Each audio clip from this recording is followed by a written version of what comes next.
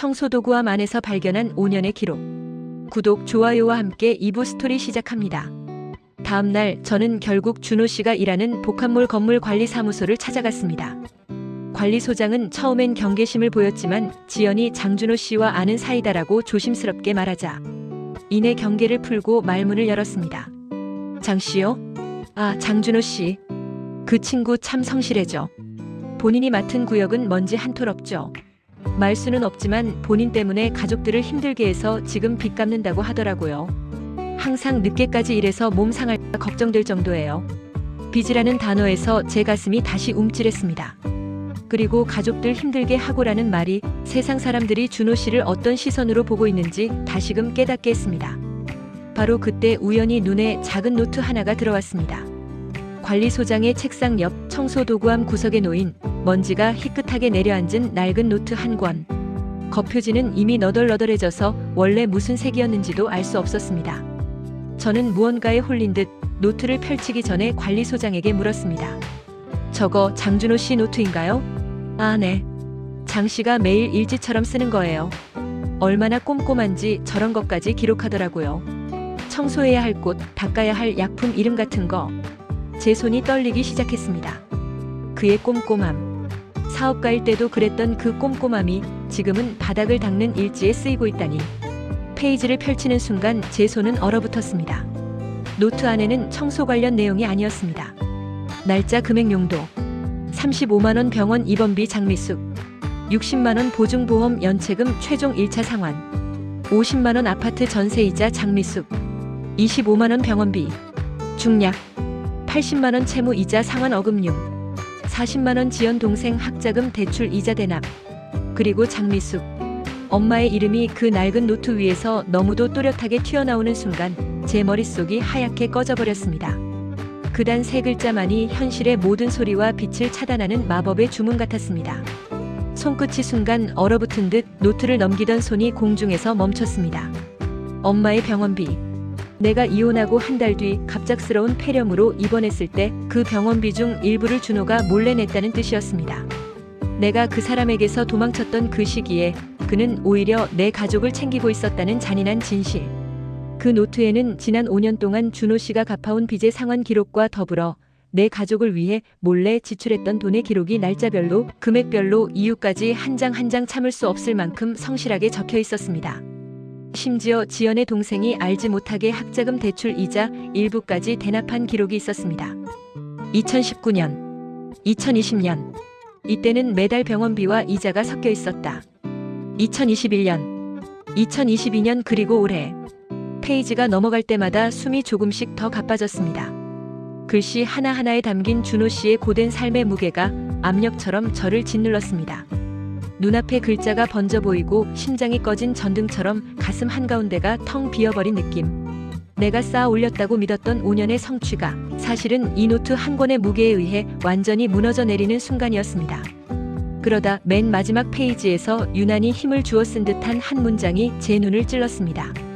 마지막 상환까지 뒤에서 143. 그날 이후엔 이 손으로 더 깨끗한 바닥을 닦고 싶다. 내 삶을 다시 처음부터. 순간 마치 누군가가 제 뒤통수를 강하게 후려친 것처럼 바닥이 흔들렸습니다. 빚을 갚는 행위가 그에게는 죄를 씻는 행위였으며 청소는 그 죄를 씻기 위한 구원 활동이었던 겁니다. 그는 나를 지키기 위해 바닥으로 기어들어갔고 그 바닥에서 다시 일어설 날만을 손꼽아 기다리고 있었습니다. 락스 냄새가 갑자기 더 독하게 느껴졌고 작은 청소 창고의 공기가 숨을 들이마시는 것조차 버겁게 조여왔습니다. 토할 것 같은 메스꺼움과 함께 모든 감각이 마비되는 느낌.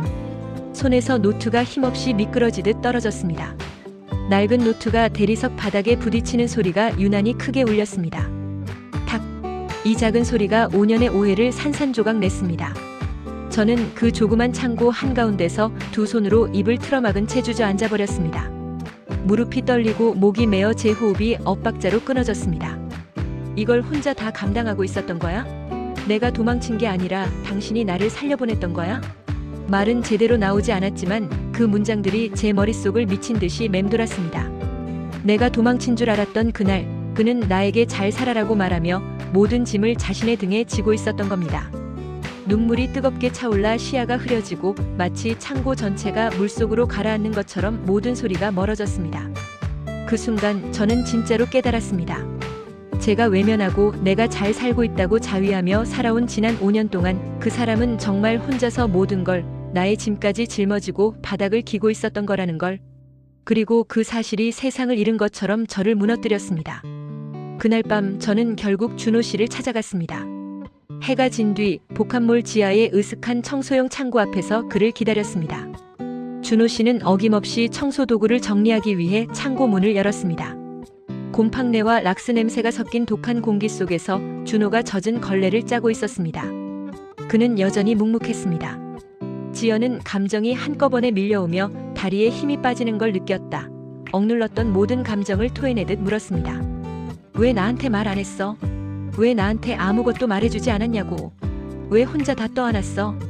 준호는 걸레를 짜던 손을 멈췄습니다. 그는 고개를 들지 않았습니다.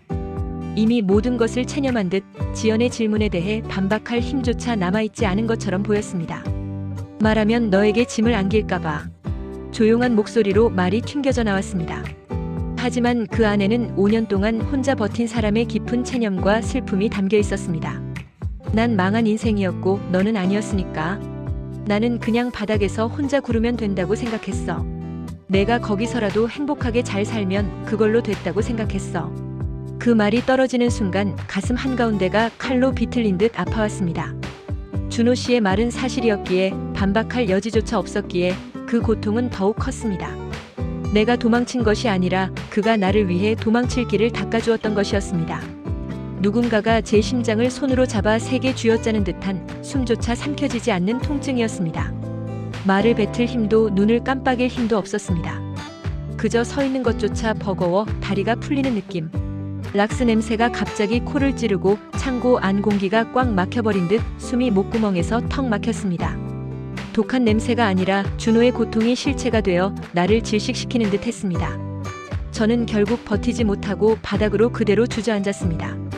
아니, 주저앉았다기보다 무너져 내렸습니다. 기둥이 부러진 것처럼 힘 하나 남지 않은 상태로 5년 동안 쌓아 올렸던 강인한 지연의 모습이 한순간에 허물어졌습니다. 두 손으로 얼굴을 감싸려 했지만 손이 떨려 제대로 올라가지도 않았습니다. 그리고 목에서 끊어지는 듯한 울음이 터졌습니다. 흐르는 게 눈물인지 숨인지 소리인지 알 수 없을 정도로 모든 게 뒤엉켜 쏟아졌습니다. 이 울음은 단순히 슬픔이 아니라 배신감, 오해, 그리고 무엇보다도 죄책감의 결정체였습니다. 그 작은 청소 창고 안에서 저는 세상에 혼자 버려진 사람처럼 온몸을 웅크린 채 울부짖었습니다. 내가 버린 사람이 아닌 나를 위해 모든 것을 버린 사람 앞에서 조용히 흐르는 울음이 아니라 가슴이 찢어져 버린 사람의 버티려 했던 시간이 한순간에 부서진 사람의 숨통을 잃은 듯한 울음. 바닥에 떨어진 제 울음소리가 축축한 타일에 부딪혀 메아리처럼 번져나갔고 그 울음에 제 온몸이 작게, 크게, 다시 작게 떨렸습니다. 왜 혼자 이러고 있었어? 내가 나쁜 사람 되게. 말은 제대로 나오지 않았지만 제 가슴 속에서는 수천 번 그렇게 외치고 있었습니다. 준호는 아무 말 없이 제 옆에 조용히 서 있었습니다. 그 걸레 냄새 속에서 그는 여전히 고개를 숙인 채 제가 울음을 그칠 때까지 기다려 주었습니다. 그렇게 준호 아니 남편의 이혼 후 이야기를 알게 되었습니다. 진실을 마주한 그 밤 우리는 5년 만에 가장 가까이에 서 있었습니다. 청소 창고에서 진실을 마주한 지 며칠 뒤 저는 다시 일어섰습니다. 울고 끝낼 문제가 아니었습니다. 준호 씨가 5년간 혼자 짊어진 짐을 이제는 함께 나누어야 할 차례였습니다. 그 첫걸음은 5년 동안 숨겼던 진실을 가족 앞에 꺼내놓는 것이었습니다. 어머니, 남동생, 그리고 준호 씨. 작은 전셋집 거실에 앉았습니다. 팽팽한 긴장감이 방 안을 감돌았습니다. 준호 씨는 여전히 익숙한 듯 고개를 숙이고 있었고 어머니의 눈빛은 칼날처럼 날카로웠습니다. 어머니는 준호 씨를 보자마자 5년 동안 응어리졌던 분노를 터뜨리듯 말했습니다. 너 얼굴 들지 마. 내가 우리 딸 인생을 망쳤지? 감히 여기를 왜 와? 내가 무슨 염치로? 그때 지연은 어머니의 말을 끊었습니다. 단호하게 떨림 없이. 아니야 엄마. 그 사람이 아니라 내가 도망쳤던 거야. 그리고 처음부터 모든 걸 이야기했습니다. 준호 씨의 사업 실패는 맞지만 빚을 떠안은 방식. 이혼 당시 문서에 조그맣게 적혀 있었던 채무 전액 인계 문구의 진실. 비톡촉 전화에서 준호 씨가 그 사람 이름은 건드리지 마세요라고 말했던 이유. 그리고 가장 중요한 엄마 병원비의 진실과 동생의 학자금, 이자, 대납 사실까지. 노트에 기록된 모든 디테일을 하나도 빠짐없이 토해냈습니다. 말하는 내내 어머니의 표정이 천천히 무너져 내렸습니다. 분노에서 혼란으로, 그리고 이해와 충격으로. 말을 듣던 어머니의 손이 천천히 멈췄다. 굳게 다물었던 입술이 미세하게 떨리고 잡고 있던 치마자락이 천천히 구겨졌다. 눈동자가 흔들리더니 곧 금이 간 듯 이글거렸다. 참으려는 듯 한번 눈을 감았다 뜨는 사이 눈가가 붉어지고 숨이 가늘게 흔들렸다. 그 모든 과정이 긴 침묵 속에서 일어났습니다. 그리고 떨리는 목 끝에서 말 대신 뜨거운 눈물이 먼저 떨어졌다. 그 눈물은 준호 씨를 향한 것이기도 했지만 진실을 외면하고 편견에 사로잡혀 살았던 자신에 대한 회의의 한이기도 했습니다. 밉다. 나한테 말 안 하고 혼자 이 모든 걸 짊어진 내가 밉다. 그래도 고맙다. 우리 지연이 살려줘서. 준호 씨는 그 말만 듣고도 고개를 들지 못했습니다. 그의 눈가도 이미 젖어 있었습니다. 미움과 고마움이 뒤섞인 어머니의 복합적인 감정은 그가 5년간 견뎌온 고통에 대한 세상의 유일한 위로이자 용서였습니다. 엄마의 눈물이 떨어지던 그 순간 방 안의 모든 숨결이 잠시 멈춘 듯 고요해졌다. 준호 씨는 고개를 들지 못했고 지연은 울음과 미안함 사이에서 떨렸다. 남동생조차 아무 말 없이 눈물을 훔쳤다. 말은 없었지만 오랫동안 엇갈렸던 마음들이 조용히 서로에게 닿아가는 느낌이었다. 벽이 허물어지고 오해가 걷히고 진실만이 남은 공간. 그렇게 멈춰있던 시간이 천천히 풀리기 시작하며 두 사람의 두 번째 계절이 아주 조심스럽게 하지만 단단한 기반 위에 열리고 있었습니다. 그렇게 그날 밤은 서로의 눈물 속으로 깊어가는 겨울밤이었다. 시간이 흘러 봄이 막 시작된 어느 저녁. 밤이 깊지 않은 시간, 준호 씨가 늘 청소를 마치고 나오던 그 복도에 지연이 조용히 서 있었습니다. 손에는 따뜻한 커피 2잔이 들려 있었습니다. 예전과는 달리 이번에는 준호 씨가 먼저 지연을 발견했습니다. 그는 걸레 자루를 내려놓고 갈라진 손을 조끼에 숨기려는 듯 머뭇거렸습니다. 기다렸어? 조심스러운 준호의 말에 지연은 고개를 천천히 끄덕였습니다. 그의 눈을 똑바로 바라보며 따뜻한 미소를 지었습니다. 응. 이젠 이렇게 당신을 기다리는 게 싫지 않아. 오히려 좋아. 그 한마디에 준호의 어깨가 잠시 흔들렸다. 오랫동안 빚과 죄책감으로 굳어있던 표정이 봄눈 녹듯 따뜻하게 풀려가는 게 보였습니다. 그는 벅차오르는 듯 말을 잇지 못하고 입술만 달싹였습니다. 지연은 먼저 다가가 조심스레 준호의 팔에 팔짱을 꼈습니다. 걸레 냄새 대신 은은한 비누 향이 섞인 그의 작업복이 느껴졌습니다. 준호는 놀란 눈으로 그녀를 바라보다 작게 웃었습니다. 그 웃음은 5년 만에 보는 근심 없는 웃음이었습니다. 이렇게 해도 되나?